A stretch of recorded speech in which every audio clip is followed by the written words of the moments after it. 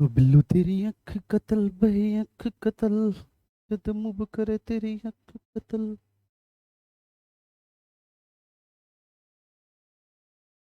ठीक। All good, सब ठीक है। नमस्ते जी, कैसे हैं आप सभी का बहुत बहुत स्वागत है और आशा करता हूं कि आप सभी बहुत अच्छे होंगे, एकदम शानदार होंगे, फर्स्ट क्लास होंगे, जबरदस्त होंगे, मस्त होंगे एकदम, है ना जी।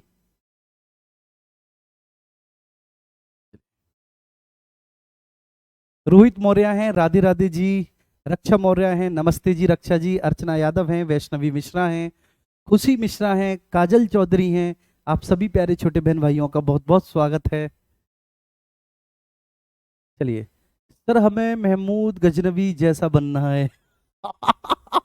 इतनी इतनी खतरनाक ख्वाहिश है तुम्हारी भाई। चलिए, तो इसका मतलब है कि तुम लोग आनंद ले रहे हो पढ़ाई करने के साथ साथ।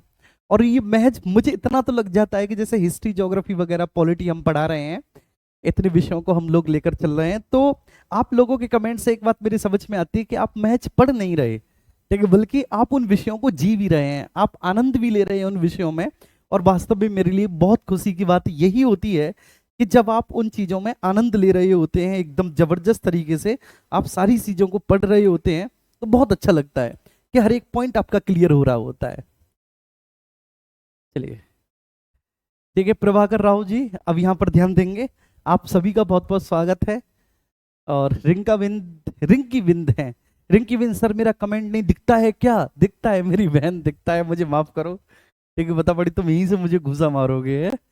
चलिए, नमस्ते जी नमस्ते, बहुत बहुत सुभाषित आप सभी को। समरीन जी हैं, और सविस्तान अख्तर जी हैं, और शेखांशु जी हैं, संदेश कुमार हैं, पवन यादव हैं, राधे राधे। और अली कामिल जी हैं। अली कामिल, बहुत बहुत सुभाषित आपको।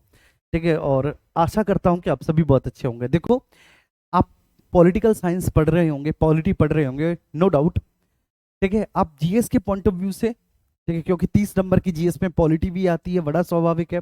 और प्लस यदि आपका विषय है पॉलिटी, फिर तो बहुत ही अच्छी बात है। सुबह 10 बजे आरडब्ल्यू सिविल सर्विसेज चैनल पर हमारी एक मैराथन क्लास है, ठीक है, उस क्लास में आप जुड़िएगा। ठीक है, तो उस क्लास में जब आप जुड़ेंगे तो पॉलिटी की बहुत सारी चीजें आपकी क्लियर होंगी, बहुत मजा आएगा आपको। ठीक है, वहां पर पॉलिटी करने में, पॉलिटी पढ़ने में। और दूसरा, मैं आप सभी से एक और बात कहना चाहता हूँ कि ऑब्वियस सी बात है, कल जब मेरी एक लंबी क्लास होगी तो कल आपकी फिर ये जो, ठीक है ना, एप्लीकेशन वाली क्लास है, ठीक है, ये फिर शायद मुश्किल है, मतलब मुश्किल क्या, नहीं हो पाएंगी, है ना, नहीं हो पाएंगी वो। चलिए, ठीक है। आंचल दयाल, कैसी हो बेटा? संदीप राणा जी हैं, संदीप जी। आलोक कुमार वर्मा जी हैं, नमस्ते जी नमस्ते। सब लोग अच्छे हैं, सब लोग बढ़िया हैं। मेरी ऑडियो वीडियो क्लियर है? एक बार तब सब करेंगे। ठीक है, फिर हम कुछ, ठीक है, पॉइंट्स के बारे में बात करेंगे। ठीक है, कुछ नोट पे एक आध दो पॉइंट लिखेंगे जो कि बहुत ज्यादा पूछा जाता है एग्जाम में। ठीक है, और पीवाई क्यों लगा रहे हो यार? ठीक है, हिस्ट्री एंशियंट खत्म कर दिया हमने, मिडाइवल में भी प्री मिडाइवल हमारा आज खत्म हो जाएगा। और फिर प्री मिडाइवल खत्म हो जाने के बाद कल तो मैराथन है, परसों से मिडाइवल स्टार्ट कर देंगे। और मिडाइवल में है क्या, फिर कुछ ऐसा बहुत ज्यादा है नहीं। ठीक है, बहुत मजा आने वाला है मिडाइवल में भी। और उसके बाद फिर मॉडर्न है हमारी, है ना। तो सब कुछ क्लियर है, ऑल क्लियर है। वेरी गुड, बहुत अच्छे। आंसी जी, चलिए। जाट भाई कह रहे हैं कि पीडीएफ से मत पढ़ाया करो। जाट भाई, मैं क्या बताऊं आपको, मेरी मजबूरी है। इधर, क्योंकि आपने देखा होगा खुद पर्सनली कि जब मैं पीडीएफ से पढ़ाता हूँ, मैं खुद इतना खुश नहीं रहता जब मैं लिख लिख के पढ़ाता हूँ। ठीक है, ये जो सिलेबस मैं करा रहा हूँ ना आपको, हिस्ट्री ज्योग्राफी पॉलिटी इकोनॉमी वगैरह, ये पूरा बच्चा 1 साल का सिलेबस है, पूरे 1 साल का सिलेबस है। अब आप सोच के देखो कि आपको 3 महीने में कंप्लीट कराना है, तो फिर इसमें मेरे अलावा आपको भी मेहनत करनी पड़ेगी। केवल अकेले मेरी मेहनत यहाँ पर जो है ना सफल नहीं होगी, मेरे साथ, ठीक है, आपको, और इनफैक्ट आपको मुझसे ज्यादा मेहनत करनी पड़ेगी। देखिए मेरे भाइयों बहनों, समझ में आ रही है मेरी बात ये आप सभी को? चलिए, ठीक है, आइए कुछ नोट्स में कुछ पॉइंट लिखेंगे। देखो, कुछ पॉइंट जो हैं ये पाल वंश से संबंधित हैं। ये जो पॉइंट्स है बच्चे, किससे संबंधित है? पाल वंश से संबंधित पॉइंट्स है।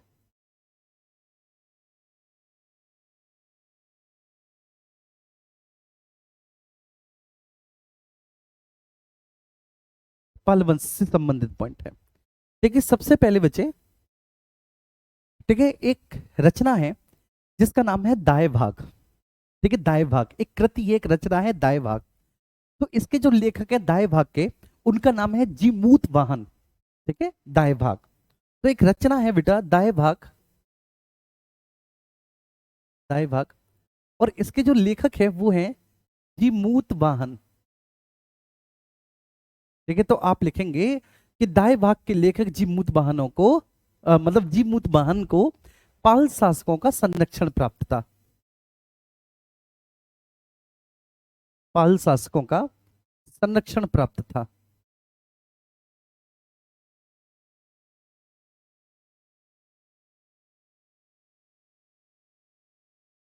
संरक्षण प्राप्त था। ठीक है ना। तो दाय भाग के रचयिता है जीमूत वाहन। और बेटा जीमूत वाहन को, ठीक है, ध्यान रखना है, पाल शासकों का संरक्षण प्राप्त था। आ रही है बात समझ में जी? पाल शासकों का संरक्षण प्राप्त था। उम्मीद करता हूं कि ये बात आपको बहुत अच्छे से समझ में आ गई होगी। ठीक है, यहां तक किसी को किसी भी तरह का कोई भी इश्यू नहीं होगा। ठीक है, किसी को भी किसी भी तरह का। इसके बाद जी बच्चे संध्याकर नंदी हैं। संध्याकर नंदी ने रामपाल चरित नाम की एक रचना लिखी है। संध्याकर नंदी ने रामपाल चरित नाम की रचना लिखी है।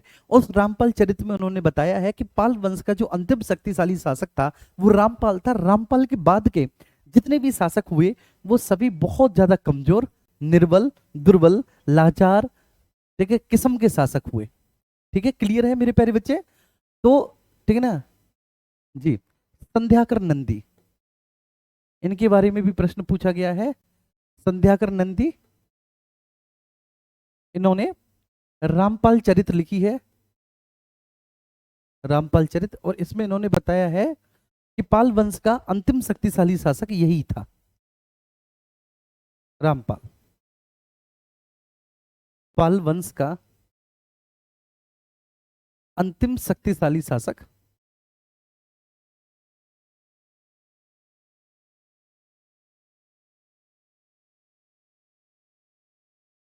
शासक था। ठीक है, रामपाल था बेटा। ठीक है, उसके बाद के सभी शासक बहुत निर्बल, बहुत कमजोर सिद्ध हुए। उसके बाद के सभी शासक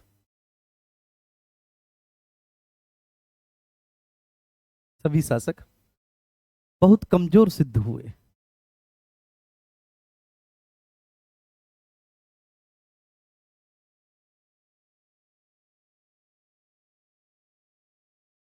ठीक है, तो उसके बाद के बेटा जितने भी शासक हुए, ठीक है, सारे के सारे शासक बहुत कमजोर, ठीक है, बड़े ही लाचार किस्म के शासक सिद्ध हुए।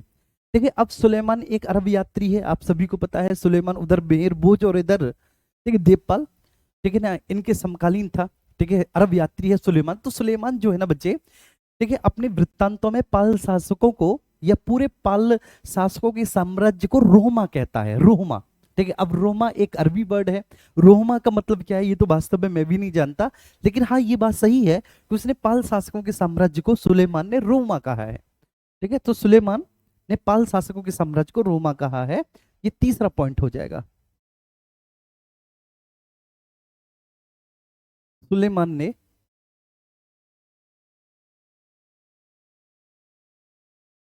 पाल शासकों के साम्राज्य को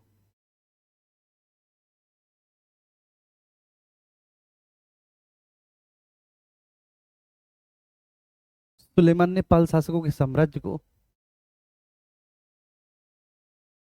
रोमा कहकर संबोधित किया है।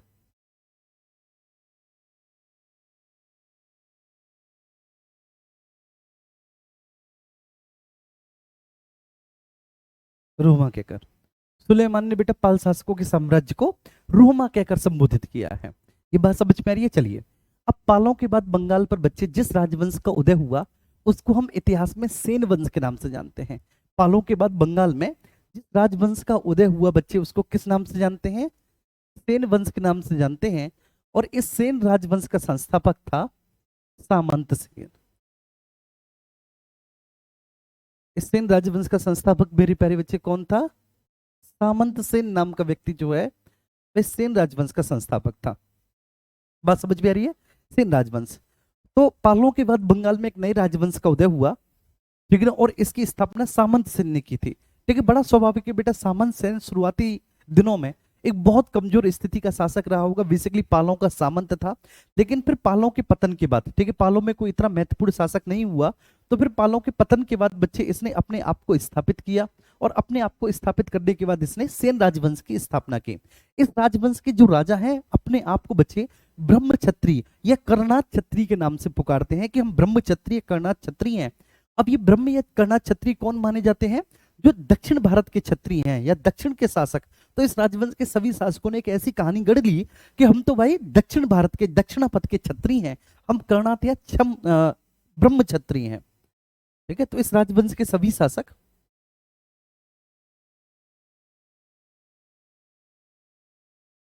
इस राजवंश के सभी शासक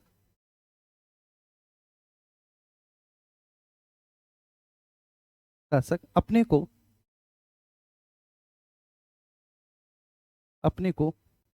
कर्णात क्षत्रिय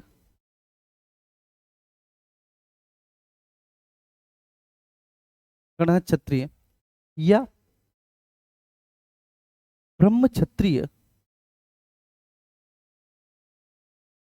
क्षत्रिय कहकर संबोधित करते हैं। ब्रह्म क्षत्रिय कहकर संबोधित करते हैं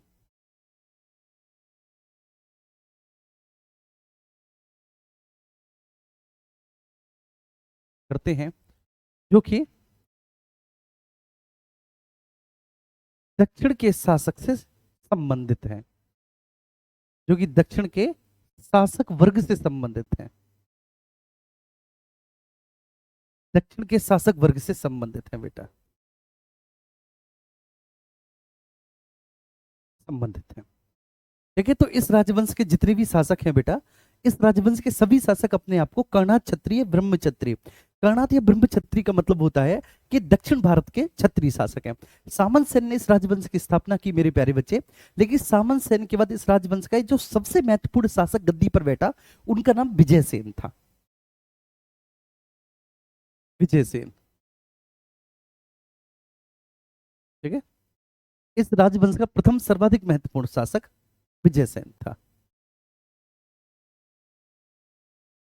इस राजवंश का प्रथम सर्वाधिक महत्वपूर्ण शासक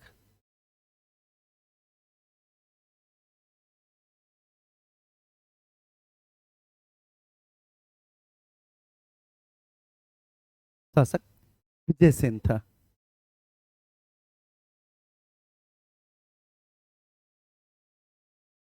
और ये मेरी बात समझ में बेटा, इस राजवंश का पहला सबसे महत्वपूर्ण शासक विजय सेन था। देखिए, एक कवि धुई है, कवि धुई ने बेटे देवपाड़ा प्रशस्ति लेख लिखा है। कवि धुई, धुई, ठीक है, बहुत पूछा जाता है कवि धुई, तो कवि धुई ने देवपाड़ा प्रशस्ति लेख लिखा है, और देवपाड़ा प्रशस्ति लेख में विजय सेन की विजयों का उन्हें बड़ा जबरदस्त उल्लेख किया है। बात समझ में आ रही है? और उस, ठीक है, देवपाड़ा प्रशस्ति लेख में कवि धुई ने लिखा है कि इन्होंने नेपाल एवं मिथिला तक के प्रदेशों को भी जीता था। लेकिन इन्होंने नेपाल और मिथिला के प्रदेशों को भी जीता था। तो कवि धोई द्वारा रचित देवपाड़ा प्रशस्ति लेख में, है ना, कवि धोई द्वारा रचित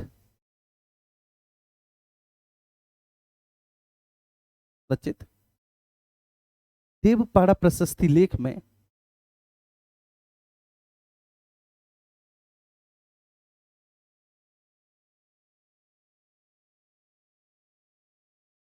देवपाड़ा प्रशस्ति लेख में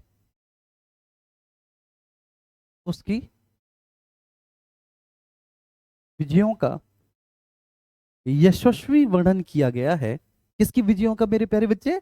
विजय सेन की विजयों का यशस्वी वर्णन किया गया है।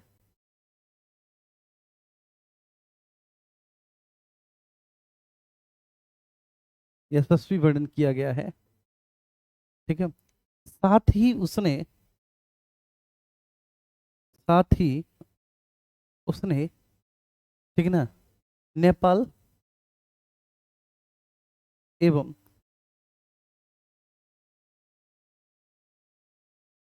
मिथिला को जीता।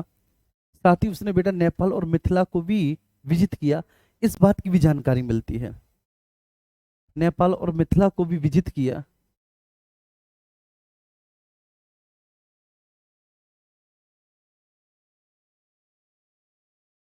विजित किया, इसकी भी जानकारी प्राप्त होती है, इसकी भी जानकारी प्राप्त होती है।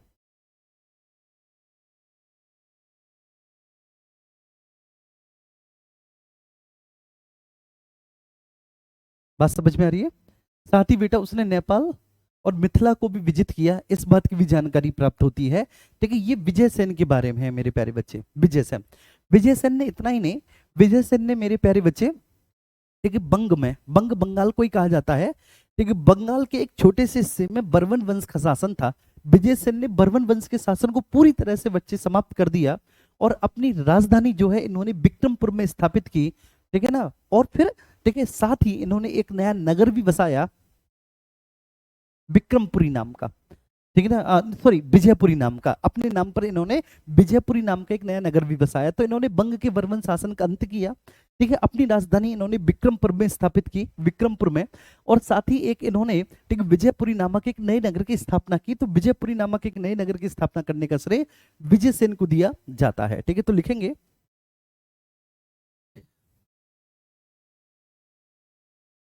कि वंग के शासक वर्मन को पराजित कर, देखिए, इस पूरे वंश का ही अंत कर दिया। ठीक है ना, वर्मन वंश का, इस वंश का अंत किया।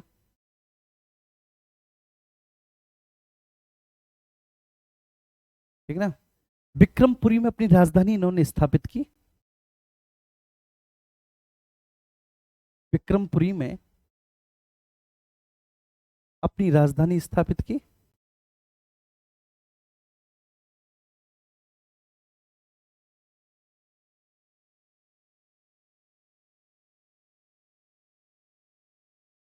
अपनी राजधानी स्थापित की तथा विजयपुर नामक नगर की स्थापना की।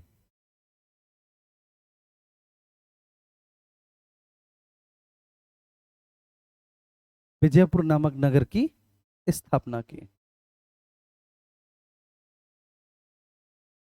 स्थापना की। ठीक है बेटा, विक्रमपुरी में अपनी राजधानी को स्थापित किया और विजयपुर नामक नगर की स्थापना करने का श्रेय इन्हीं को दिया जाता है। विजयपुर नामक एक नया नगर बसाया बच्चे।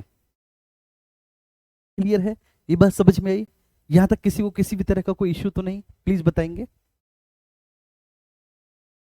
ठीक है, आइए, इसके बाद इन्होंने, ठीक है ना, प्रधुम प्रधुम प्रधुम्नेश्वर, प्रधुम्नेश्वर शिव मंदिर का निर्माण करवाया इन्होंने बेटा। प्रधुम्नेश्वर शिव मंदिर का निर्माण करवाया।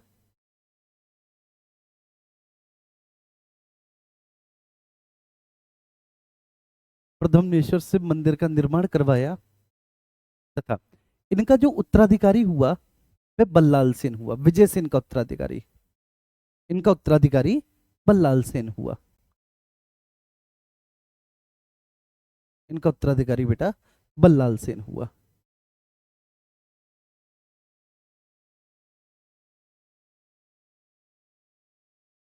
इनका उत्तराधिकारी बल्लाल सेन हुआ। ठीक है, तो वंग वंश के शासक इन्होंने बर्मन को पराजित करके इस वंश का उदय, ठीक है, पूरी तरह से इस वंश का अंत कर दिया, इस वंश का अंत कर दिया बच्चे। और विक्रमपुरी में इन्होंने अपनी राजधानी स्थापित की, विजयपुरी या विजयपुर नामक का एक नया नगर बसाया। ठीक है, प्रद्युम्नेश्वर शिव मंदिर, प्रद्युम्नेश्वर शिव मंदिर का निर्माण करवाया था। बारेंद्री नाम का एक नगर है वहां पर। और विजय सेन के बाद इनका जो उत्तराधिकारी है बल्लाल सेन, ठीक है, अगला शासक बना। बल्लाल सेन बच्चे एक उच्च कोटि का विद्वान और समाज सुधारक व्यक्ति था बल्लाल सेन। लेकिन सबसे बड़ी बात क्या है मेरे प्यारे बच्चे कि बल्लाल सेन ने बंगाल में जो जाति प्रथा थी और दूसरे जो कुलीन प्रथा थी, जाति और कुलीन प्रथा को पूरी तरह से इन्होंने समाप्त कर दिया। जाति प्रथा और कुलीन प्रथा का अंत करने का श्रेय इन्हीं को दिया जाता है, ठीक, बल्लाल सेन को दिया जाता है।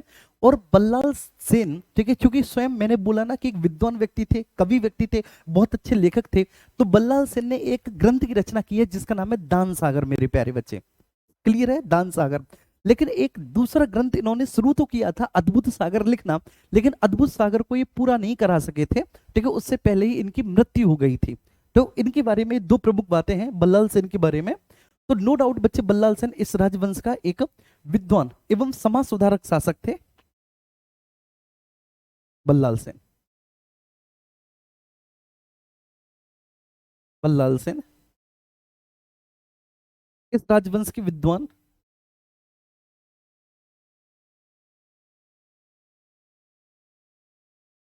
इस राजवंश के विद्वान एवं समाज सुधारक शासक थे।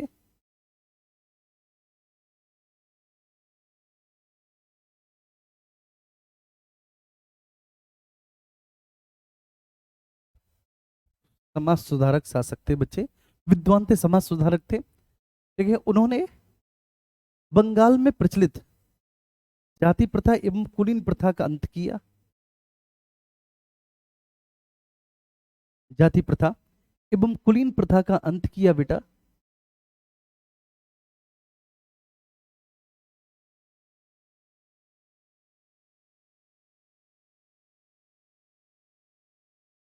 जाति प्रथा एवं कुलीन प्रथा का अंत किया। ठीक है ना। इन्होंने दान सागर, मोस्ट एंड मोस्ट इंपोर्टेंट, दान सागर एवं अद्भुत सागर नामक ग्रंथ की रचना की। अद्भुत सागर नामक ग्रंथ की रचना की, ग्रंथ की रचना की बेटा।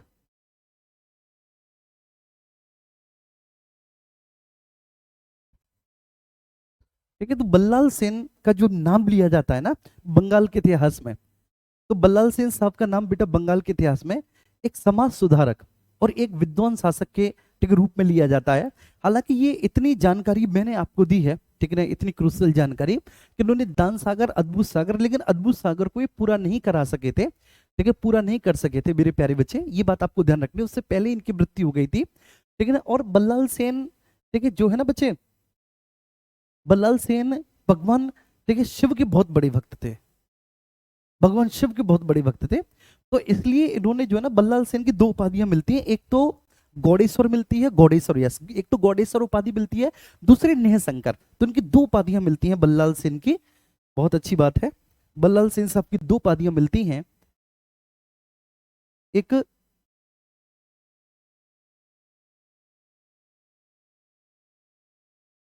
एक उपाधि मिलती है गौडेश्वर, गौडेश्वर, और दूसरी उपाधि मिलती है नेह शंकर, नेह शंकर। आप मुझसे पूछेंगे कि बल्लाल सेन के बारे में सबसे प्रमुख पॉइंट बता दीजिए सर आप। तो मैं दो पॉइंट बताऊंगा, दान सागर, अद्भुत सागर, गौड़ेश्वर और निशंकर, बस। ठीक है, इसके अलावा और कुछ भी नहीं पूछा जाता बच्चे बल्लाल सेन से। ठीक है।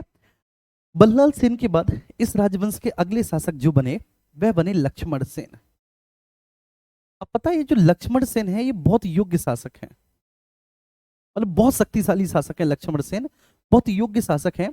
और इन्होंने कन्नौज के गढ़वाल वंश के शासक जयचंद को पराजित किया था। ठीक है, मतलब आप सोच सकते हैं कि इतना, देखिए, ताकतवर व्यक्ति है, इतना ताकतवर शासक है कि इन्होंने, देखिए, जयचंद को पराजित किया। जो जयचंद एक शक्तिशाली शासक था मेरे प्यारे बच्चे। लेकिन फिर बाद में जब तुर्क आक्रमण भारत में हुआ, चंदावरक युद्ध के बाद जब तुर्कों ने बंगाल की तरफ अपना प्रसार किया, तो इन्होंने तुर्क आक्रमण का सामना नहीं किया, शायद, ठीक है ना, कमजोर हो चुके थे या वृद्ध हो चुके थे, क्या स्थिति रही होगी मुझे नहीं पता।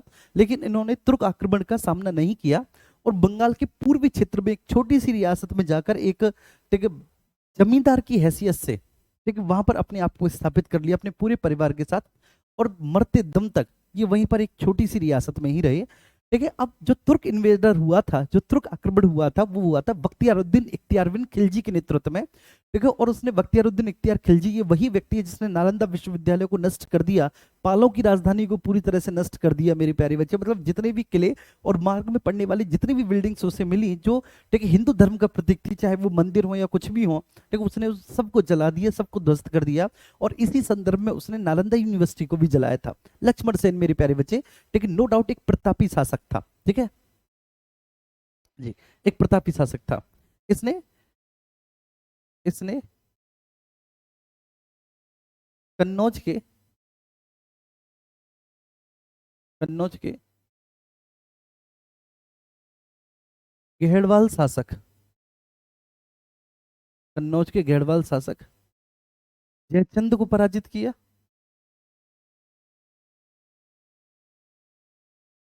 जयचंद को पराजित किया एवं एवं एवं असम को भी विजयी किया। एवं बेटा असम को भी जीता, असम को भी विजित किया।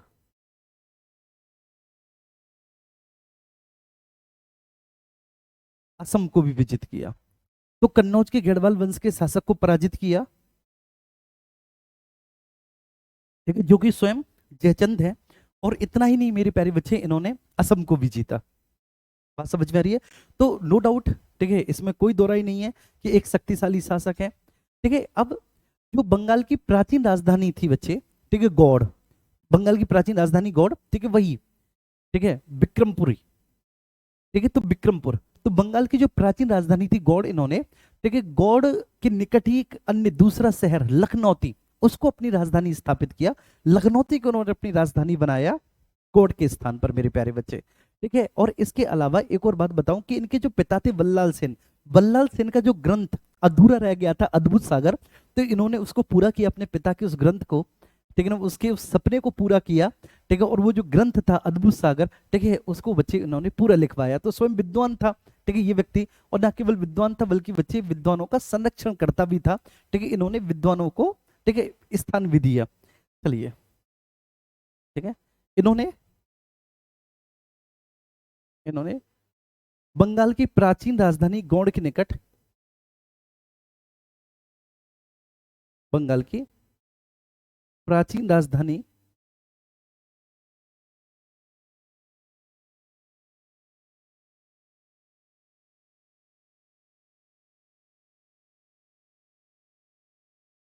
गौड़ के निकट, ठीक है, ओल्ड कैपिटल है, ठीक है, गौड़ के निकट लखनौती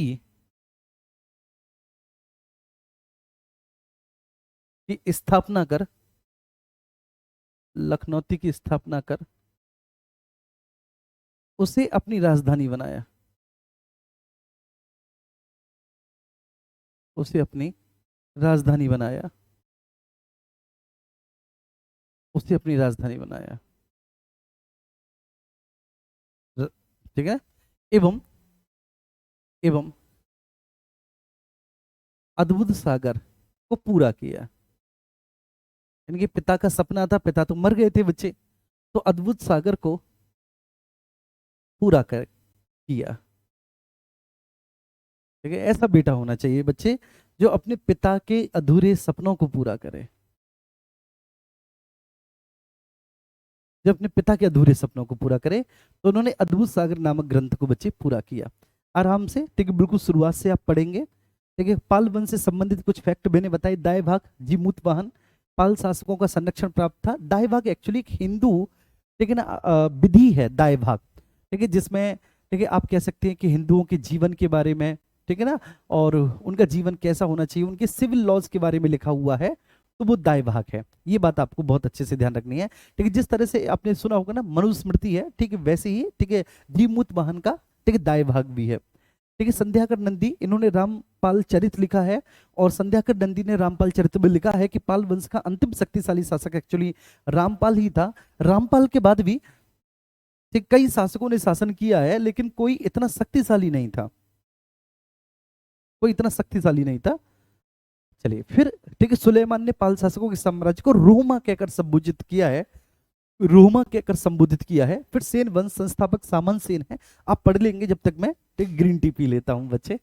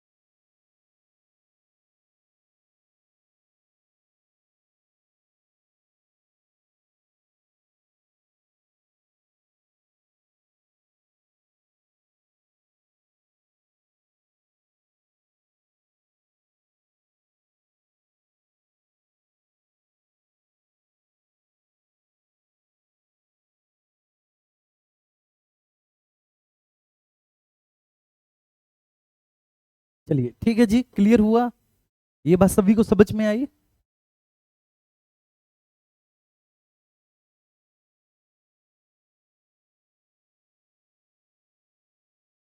चलो ठीक है, ये बात सभी को समझ में आई। अब ये बहुत विद्वान व्यक्ति हैं, ठीक, लक्ष्मण सेन अनडाउटेडली बहुत विद्वान व्यक्ति हैं बच्चे, ठीक है, जिन्होंने अद्भुत सागर नामक ग्रंथ को पूरा किया हो, ठीक है, अपने पिता के अधूरे सपने को पूरा किया हो, और ठीक है ना, स्वयं विद्वान है, ठीक है ना, कई सारी कविताएं भी इन्होंने लिखी हैं, ठीक है, राजधानी इन्होंने लखनौती को बनाया है अपनी राजधानी, ये इनके बारे में है, ठीक है। अब इसके बाद इनके दरबारी कवि जो हैं वो श्रीधर दास थे, ठीक है, इनके जो दरबारी कवि थे मेरे प्यारे बच्चे, वह श्रीधर दास थे, श्रीधर दास। इसके अलावा अन्य विद्वान भी इनके दरबार में निवास करते थे। श्रीधर दास इनके दरबारी कवि थे, लेकिन अन्य विद्वान भी इनके दरबार में निवास करते थे, विद्वान भी इनके दरबार में निवास करते थे।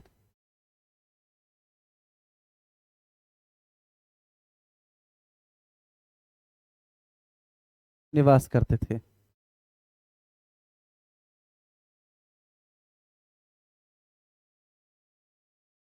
ठीक है।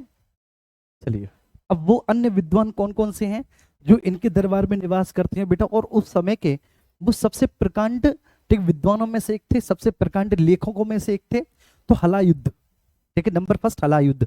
हलायुद्ध इनके प्रधान न्यायाधीश और मुख्यमंत्री थे। हलायुद्ध, हलायुद्ध इनके प्रधान न्यायाधीश,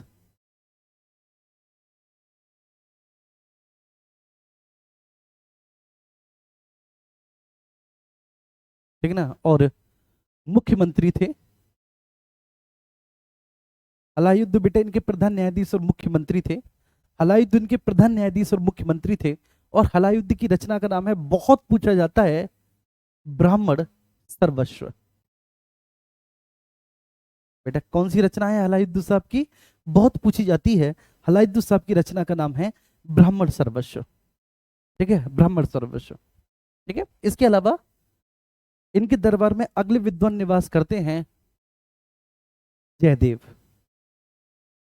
जयदेव, जयदेव की रचना का नाम गीत गोविंद है, और धोई। धोई वही बच्चे जिन्होंने विजय सेन के लिए प्रशस्ति लिखी है, ठीक है, धोई। और इनकी धोई की रचना का नाम है पवन दूत, बहुत पूछी जाती है। धोई साहब की रचना का नाम पवन दूत है। तो धोई, धोई साहब की रचना का नाम पवन दूत है। धोई साहब की रचना का नाम पवन दूत है मेरे प्यारे बच्चे। धोई साहब ने पवन दूत को लिखा है, जयदेव ने गीत गोविंद को लिखा है, ठीक है जी, क्लियर है, ये बता रही है समझ में आप सभी को। तो इनके दरबारी कवि श्रीधर दास हैं।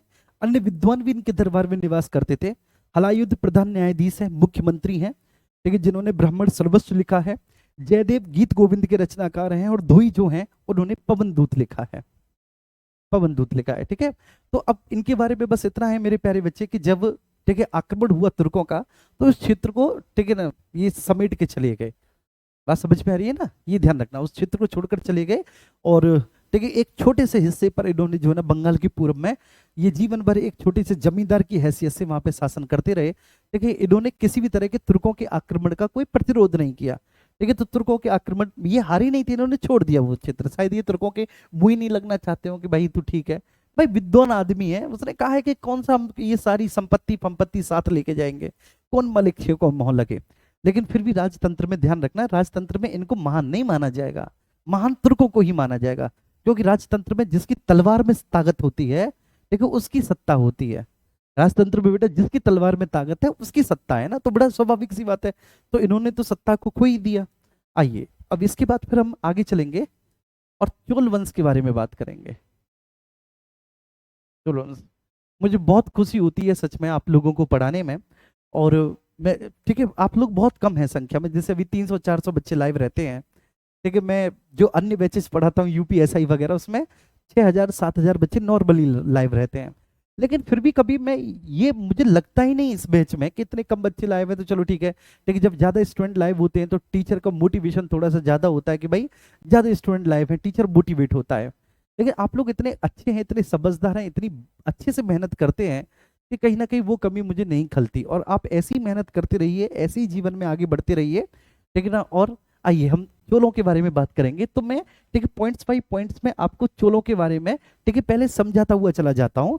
ठीक है, फिर आप इसको जो है ना लिखते हुए चले जाना। ठीक है, आप लोग लिख लोगे साथ के साथ मुझे एक बार बताएंगे, आप लिख लेंगे, या फिर मैं इन सारी चीजों को बेटा चोलों के बारे में हर एक चीज लिखवाऊं।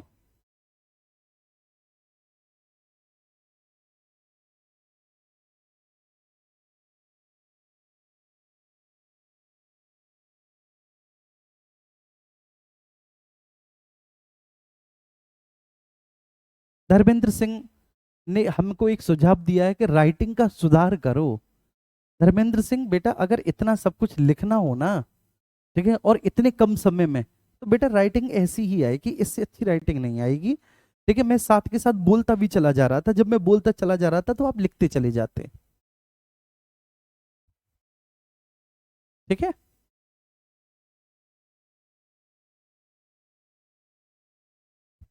जी। तो अब यहाँ पर दोनों चीजें साथ साथ बेटर है ना, समझाना भी है, बोलना भी है, लिखना भी है, तो धर्मेंद्र ऐसा हो जाता है बच्चे। ठीक है, बाकी का आपने कहा है तो आपकी बात धर्मेंद्र जी हमारी सर आंखों पर भैया, ठीक है ना, कर लेंगे सुधार। ठीक है, लेकिन बाबूजी थोड़ा सा समय देना सुधार करने के लिए, सुधार कर लेंगे। चलिए, चोलों का जो सबसे पहले उल्लेख मिलता है, चोलों का सबसे पहले उल्लेख मिला हमें अशोक के 13वें शिलालेख में। ठीक है, जो प्रारंभिक चोल थे, प्रारंभिक चोलों की राजधानी तंजावुर या तंजौर थी। ठीक है, चोलों की दो शाखाएं हैं, एक परवर्ती, एक उत्तरवर्ती। परवर्ती का मतलब होता है मेरे प्यारे बच्चे वास्तविक चोलों से पहले के शासक।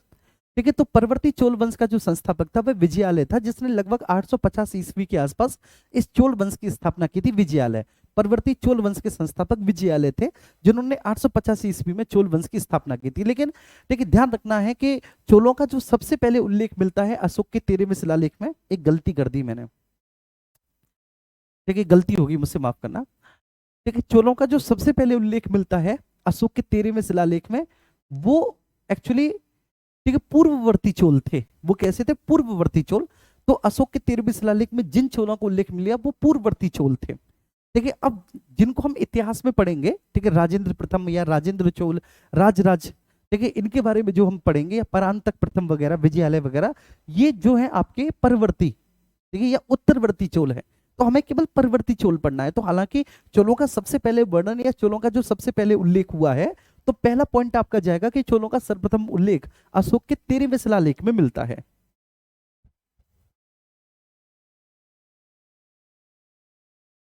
चोलों का सर्वप्रथम उल्लेख,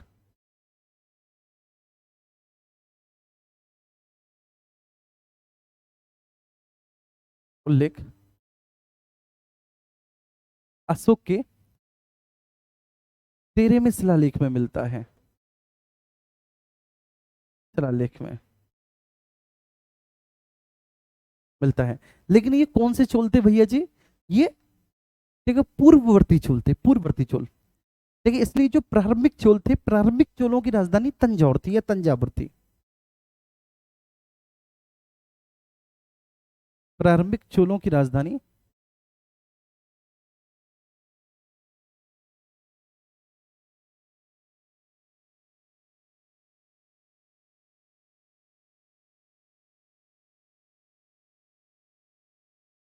तंजौर थी।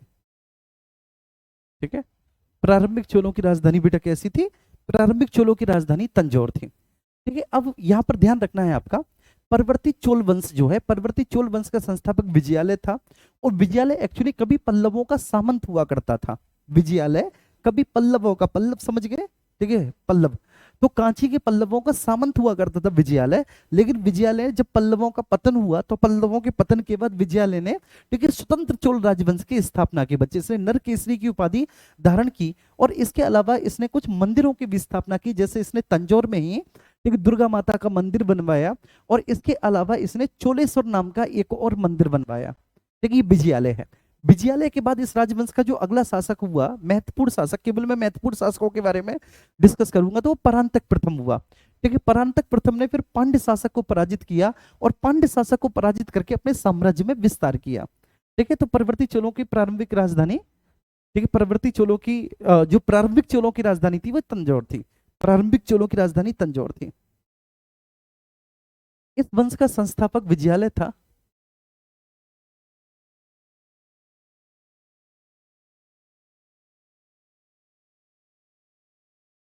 प्रारंभिक चोलों की राजधानी तंजौर थी।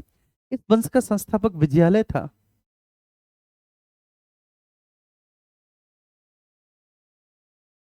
संस्थापक बेटा कौन था? विजयालय था।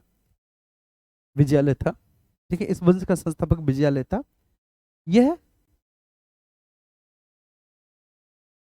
पल्लवों का सामंत था।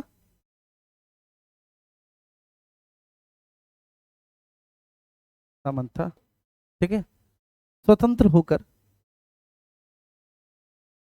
होकर एक नई राजवंश की स्थापना की। बेटा लिखता भी चला जा रहा हूं, अगर कुछ ना समझ में आए तो मैं जो बोल रहा हूं उसी के आधार पर लिख लेना। आवाज तो मेरी क्लियर आती होगी ना? आवाज तो मेरी क्लियर आती होगी बेटा। तो पल्लवों का सामंत था, स्वतंत्र होकर, ठीक है ना, एक स्वतंत्र होकर चोल राजवंश की स्थापना की। स्वतंत्र होकर चोल वंश की स्थापना की।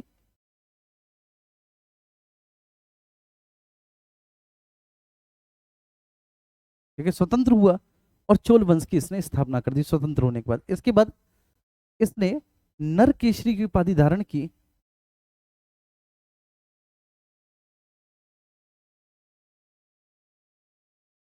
उपाधि धारण की।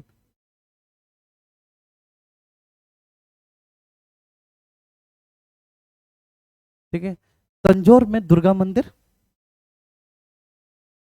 इसने तंजौर में दुर्गा मंदिर,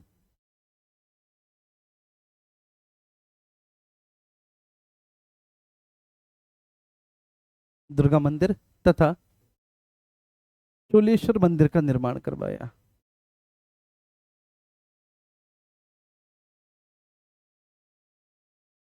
चोलेश्वर मंदिर का निर्माण करवाया।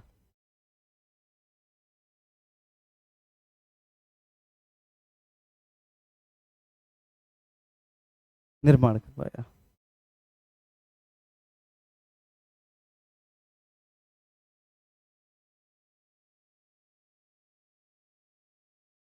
ठीक है, तंजौर में बेटा दुर्गा मंदिर और इसने चोलेश्वर मंदिर का निर्माण करवाया। नरकेसरी की उपाधि इसने धारण की है। नरकेसरी की उपाधि इसने धारण की है। ठीक है, तंजौर में दुर्गा मंदिर, ठीक है, और चोलेश्वर मंदिर का इसने निर्माण करवाया।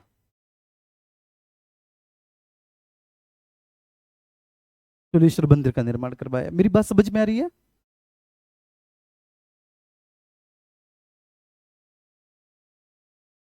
ठीक है, समझ में आया बेटा? फिर इसके बाद अगला महत्वपूर्ण शासक हुआ, ठीक है, परांतक। थोड़ा सा यार इसको हटाओ, है ना, हटाओ इसको। परांतक। परांतक ने बेटा मदुरा के पांड्य शासक को पराजित किया और पांड्यों की राजधानी क्या हुआ करती थी? मदुरा। अरे यार अभी तो मैंने बता ही दिए, तो ठीक है, मजाक हो गया, तो मैंने बता ही दिया। ठीक है, अगला शासक हुआ परांतक प्रथम। ठीक है, अब ये जो अगले शासक परांतक प्रथम भाई साहब हैं, तो परांतक प्रथम भाई साहब ने क्या किया है? बोलेगी मेरे साथ? ठीक है, परांतक प्रथम भाई साहब ने क्या किया है? अपने साम्राज्य का विस्तार किया। परांतक फर्स्ट, ठीक है, साम्राज्य का विस्तार किया।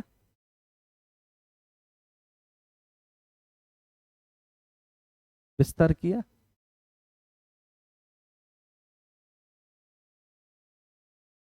ठीक है, इन्होंने मदुरा के पांड्य शासक,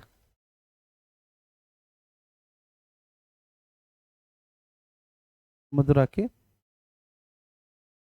पांड्य शासक को पराजित किया। शासक को पराजित किया। भैया जी क्या नाम है? नाम तो मैंने बताया था, मदुरा के पांड्य शासक का आपको नाम तो बताया था। बताओ भैया क्या नाम है जो मदुरा के पांड्य शासक हैं? अरे राज सिंह भाई, राज सिंह। ठीक है, तो मदुरा के पांड्य शासक राज सिंह को पराजित किया।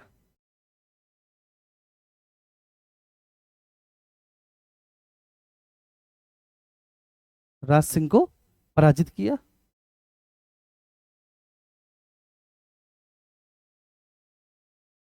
पराजित किया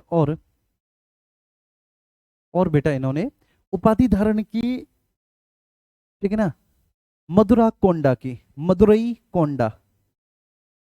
आप ये उपाधि पहले भी देखते चले आए हो, जैसे आपने बातापी कोंडा की उपाधि देखी थी, ठीक है, ऐसी आपने कांची कोंडा की उपाधि देखी थी, ठीक है। अब इन्होंने यहाँ पर मदुरई कोंडा की उपाधि धारण की है बच्चे, है ना, और मदुरई कोंडा की उपाधि धारण किया, उपाधि धारण की। अच्छा, अब इसके बाद है क्या कि दक्षिण भारत में एक और महत्वपूर्ण शक्ति है इनके साथ साथ, राष्ट्रकूट।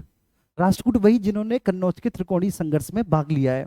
तो इन्होंने बेटा राष्ट्रकूट शासक कृष्ण तृतीय को भी पराजित किया है, ठीक है। टक्कोलम का युद्ध है, किसका युद्ध है? टक्कोलम का युद्ध है, टक्कोलम के युद्ध के नाम से जाना जाता है। टक्कोलम या तक्कोलम के युद्ध में इन्होंने राष्ट्रकूट शासक कृष्ण तृतीय को, अब ये देखो तुम खुद देखो, ये राष्ट्रकूट शासक जो है बड़ी आसानी से गुर्जर प्रतिहारों को भी हरा देते हैं, पालों को भी हरा देते हैं, और परांतक ने राष्ट्रकूट शासक कृष्ण तृतीय को पराजित किया है। तो इससे क्या बात पता चलती है मेरे प्यारे बच्चे? इससे एक बात पता चलती है कि ये संपूर्ण भारत के सभी शासकों में उस समय, ठीक है, तत्कालीन, ठीक है, संपूर्ण भारत में, ठीक है, इस राजवंश के शासक सबसे ज्यादा शक्तिशाली शासक थे, ठीक है ना, तत्कालीन, ठीक है, भारत में इस राजवंश के शासक भाई साहब सबसे शक्तिशाली शासक थे, ठीक है। इस बात की हमें बड़ी आराम से जानकारी प्राप्त होती है, क्योंकि इन्होंने इन्होंने टक्कोलम के युद्ध में,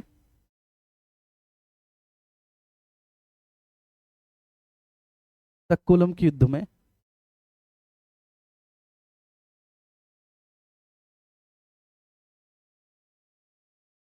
राष्ट्रकूट शासक, टक्कोलम के युद्ध में बेटा इन्होंने राष्ट्रकूट शासक, राष्ट्रकूट शासक क्या नाम है बेटा? कृष्ण तृतीय को पराजित किया।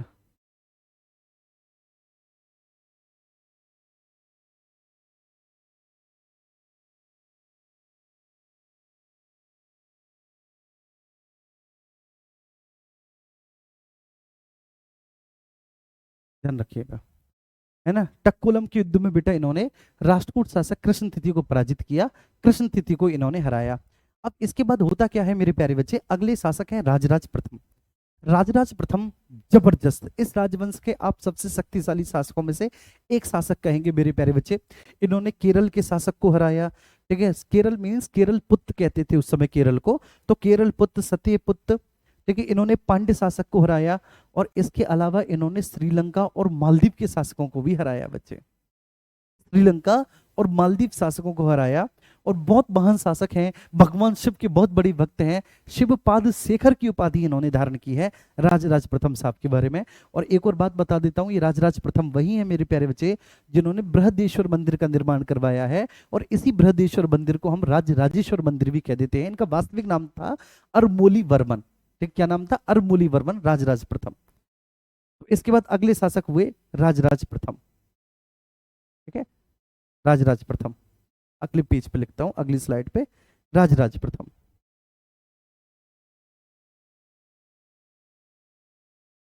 राजराज प्रथम। राजराज प्रथम वास्तविक नाम था इनका, वास्तविक नाम था अरमोली वर्मन,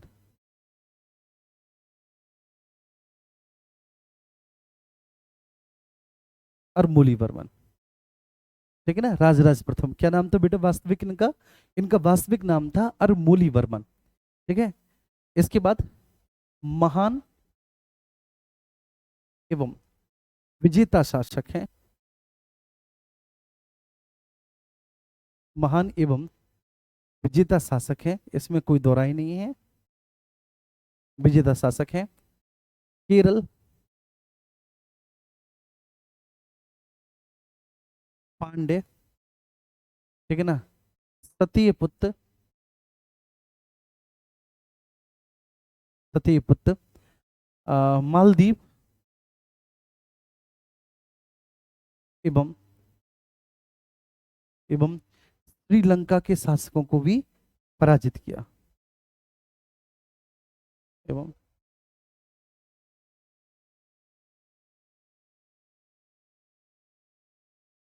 श्रीलंका के शासकों को पराजित किया बेटा इन्होंने।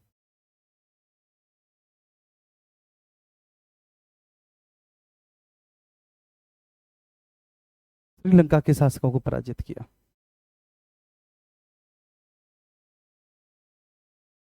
जी।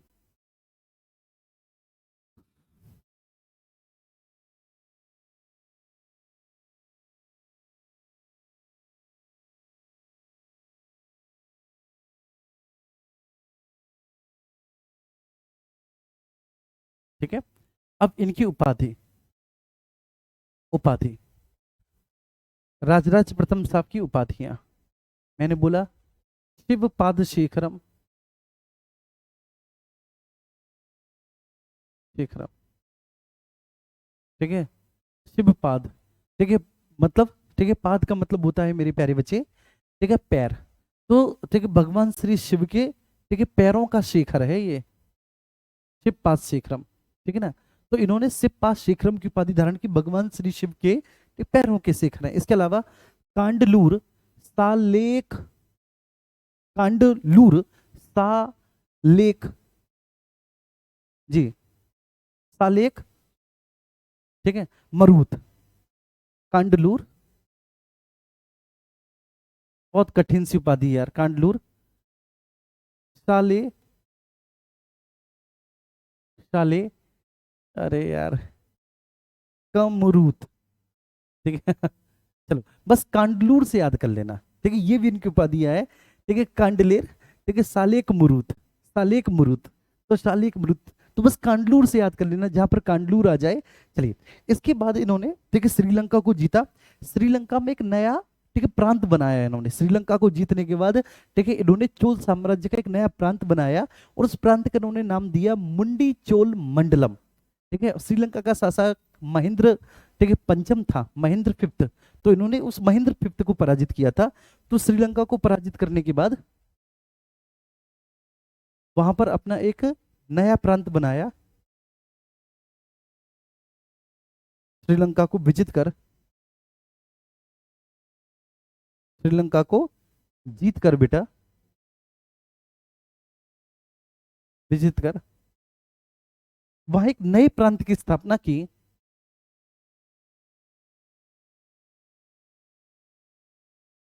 श्रीलंका को जीतकर वहां एक नए प्रांत की स्थापना की,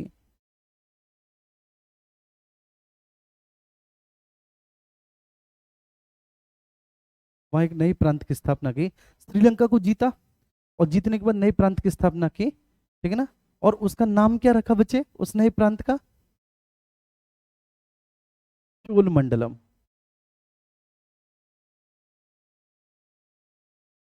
चोल मंडलम, ठीक है। अब चोल मंडलम मेरे प्यारे बच्चे, चोल मंडलम का मतलब हो गया कि चोलों का मंडल मतलब प्रांत, मंडल का मतलब प्रांत, चोल मंडलम, लेकिन ठीक है इसका नाम क्या है इस प्रांत का? मुंडी, मुंडी चोल मंडलम, ठीक है, मुंडी चोल मंडलम। तो श्रीलंका के शासक महेंद्र फिफ्थ को पराजित करने के बाद उन्होंने मुंडी चोल मंडलम नामक जो है ना बच्चे एक नया प्रांत बनाया।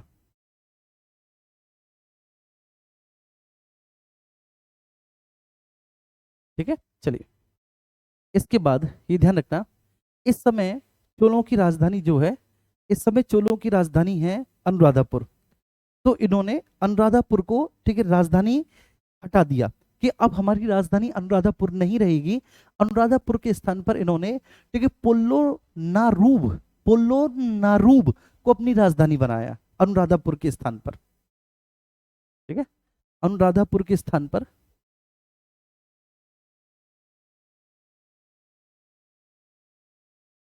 के स्थान पर पोल्लो नारूब स्थान पर, अनुराधापुर के स्थान पर पोल्लो नारूब, पोल्लो नारूब को अपनी राजधानी बनाया।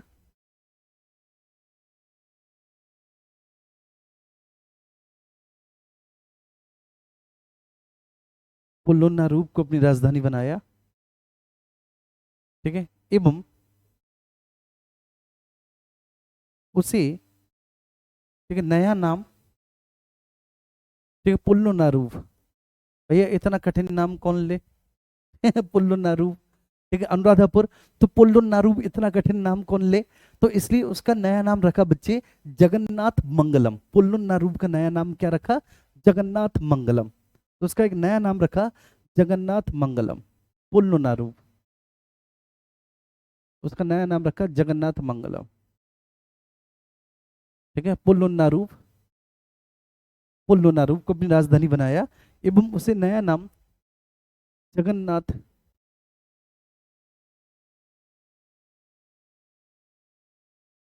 मंगलम दिया। उसे नया नाम जगन्नाथ मंगलम दिया।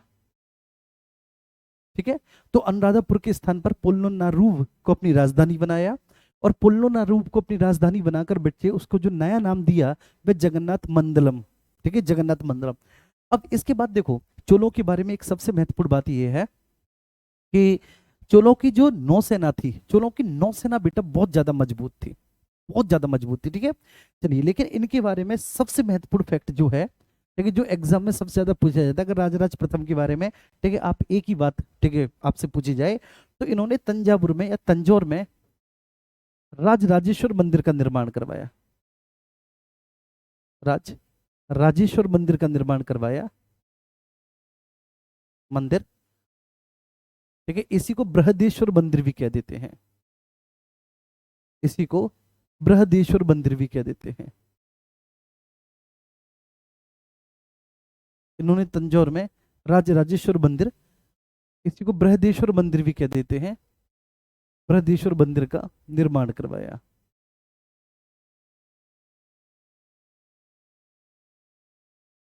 निर्माण करवाया।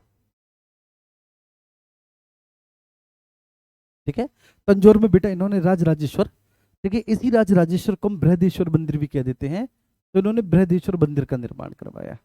राजराजेश्वर या बृहदेश्वर मंदिर का निर्माण इन्हीं ने करवाया था, राजेंद्र प्रथम ने। तो ये इनके बारे में मतलब सबसे महत्वपूर्ण बात है, इनके बारे में सबसे महत्वपूर्ण पॉइंट मेरी प्यारी बच्ची यही है।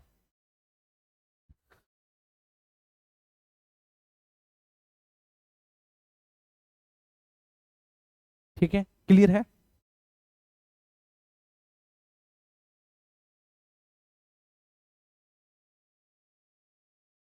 चलिए, इसके बाद फिर अगले शासक हुए राजेंद्र चोल प्रथम। राजेंद्र चोल प्रथम, बेटा ये वही शासक हैं जिन्होंने पाल शासक महिपाल को पराजित किया था। पाल शासक महिपाल आपने पढ़ा था, ये वही शासक हैं एक्चुअली जिन्होंने पाल शासक महिपाल को पराजित किया था। पाल शासक महिपाल को पराजित किया था, पराजित किया।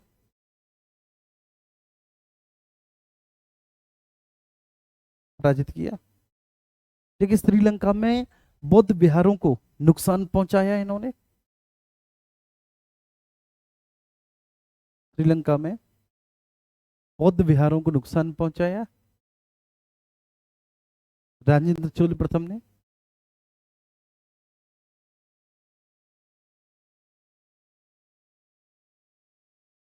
पहुंचाया। ठीक है, साथ ही बेटा, ठीक है, गंगई गोंड, गंगई गोंड चोलपुरम की उपाधि धारण की।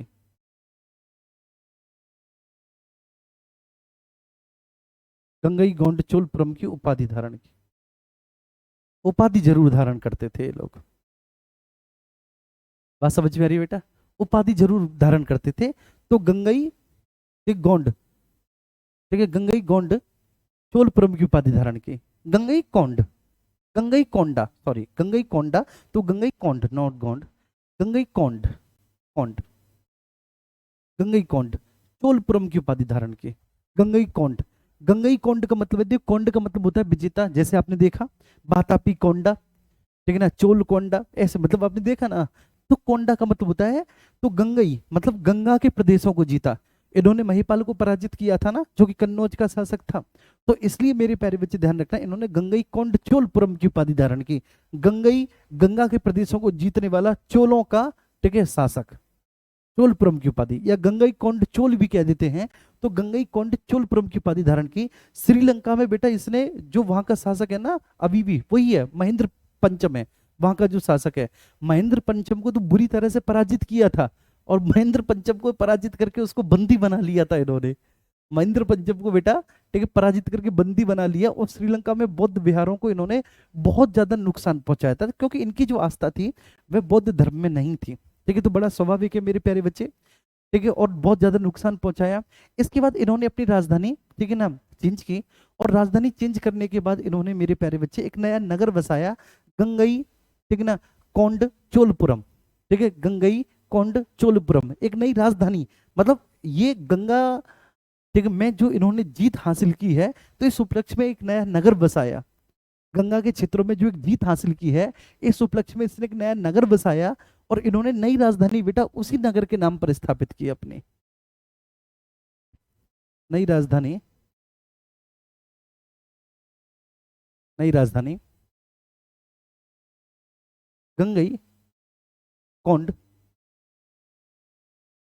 चोलपुरम में स्थापित एक नया नगर बसाया, इस उपलक्ष्य में स्थापित की। मतलब बहुत बड़ी बात थी मेरे प्यारे बच्चे। ठीक है, गंगा के प्रदेशों में आक्रमण करके गंगा के शासक को जीतना बहुत बड़ी बात थी, तो इन्होंने जो है नई राजधानी वहां पर स्थापित की। चलिए,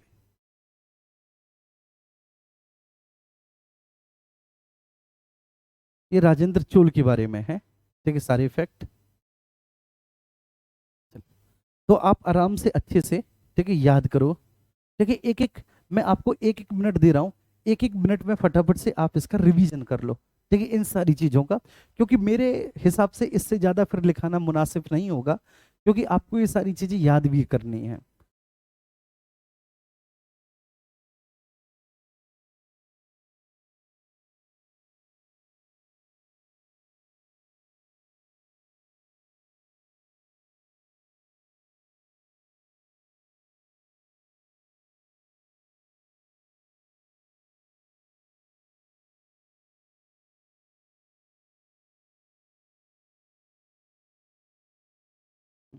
कोंडा का मतलब बेटा विजेता। ठीक है, जब कोंडा, तो कोंडा मीन्स होता है विजेता। ठीक है, विनर, विजेता, विनर। आराम से टेक योर टाइम, आप एक एक मिनट लें। हाँ बेटा, आगे से हट गया मुन्ना, हट गया आगे से, लो और हट जाता हूं मैं। बिल्कुल हट जाता हूं मैं, और बताओ तुम।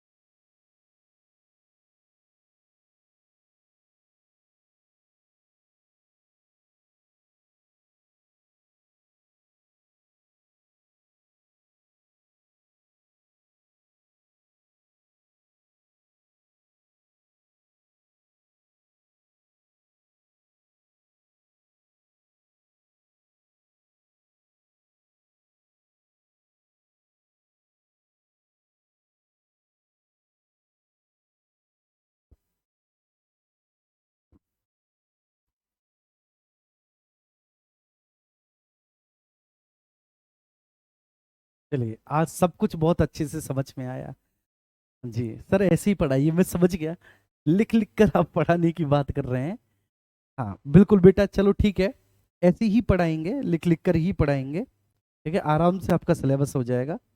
आप परेशान मत हो, लिख लिख कर ही पढ़ाएंगे, है ना। चलो, कोई बात नहीं। अभी अक्टूबर में बड़े आराम से हम लोग मिडाइवल को कर लेंगे, अक्टूबर अक्टूबर में मिडाइवल को कर लेंगे। और फिर ठीक है ना, नवंबर हमें मॉडर्न करने में लगेगा। कोई बात नहीं, थोड़ा सा एक्स्ट्रा क्लास ले लेंगे, ऐसे ही कराएंगे, ठीक है, कोई दिक्कत नहीं।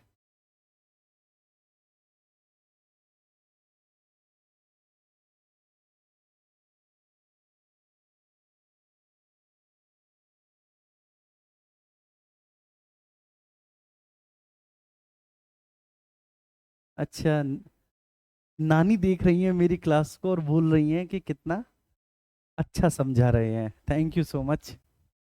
थैंक यू जी। अपने ठीक है, नानी को मेरी तरफ से ठीक है चरण स्पर्श बोलना, चरण बंदन बोलना, और कहना कि मुझे आशीर्वाद दें नानी जी। थैंक यू भाई। नेह शंकर मतलब शंकर का ठीक है भक्त, नेह शंकर शंकर का भक्त है, उपाधि। ठीक है, चोल वंश।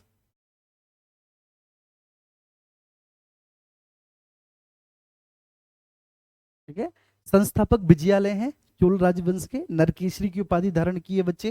ठीक है, इन्होंने मदुरा के पांड्यों को पराजित किया है, तंजौर में दुर्गा मंदिर और चोलेश्वर मंदिर का निर्माण करवाया है इन्होंने। ठीक है, इसके बाद परांतक प्रथम, ये भी बहुत महत्वपूर्ण शासक हुए, इन्होंने भी मदुरा के शासक को पराजित किया, मदुरा कोंडा की उपाधि धारण की।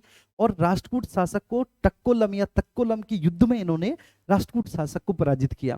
फिर अगले शासक राजराज प्रथम हुए, इनका वास्तविक नाम अरमोली वर्मन है। एक महान शासक है, विजेता शासक है बच्चे, आप सब लोग जानते हैं। बहुत सारे राजवंशों के उन्होंने जीता है। सिप्पा, शेखरम और कांडलूर की उपाधि धारण की है। आगे वाला वर्ड बोलने में मुझे दिक्कत होती है। ठीक है, तो कांडलूर की उपाधि धारण की है। श्रीलंका को विजित कर वहां एक नए प्रांत ठीक है ना की स्थापना की, मुंडी चोल मंडलम इसका नाम दिया गया। अनुराधापुर के स्थान पर पल्लानुरूप को अपनी राजधानी बनाया और उसे एक नया नाम दिया, जगन्नाथ मंडलम का ठीक है ना नाम दिया। तंजौर में राजेश्वर मंदिर, बृहदेश्वर मंदिर का निर्माण करवाया, और उसके बाद फिर अगले शासक राजेंद्र चोल आए।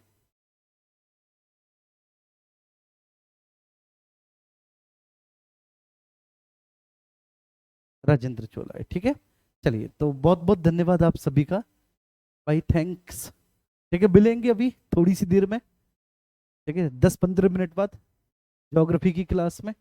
तब तक के लिए आप सब अपना ख्याल रखिए, स्वस्थ रहिए, मस्त रहिए, ठीक है जी। Thank you, thank you so much.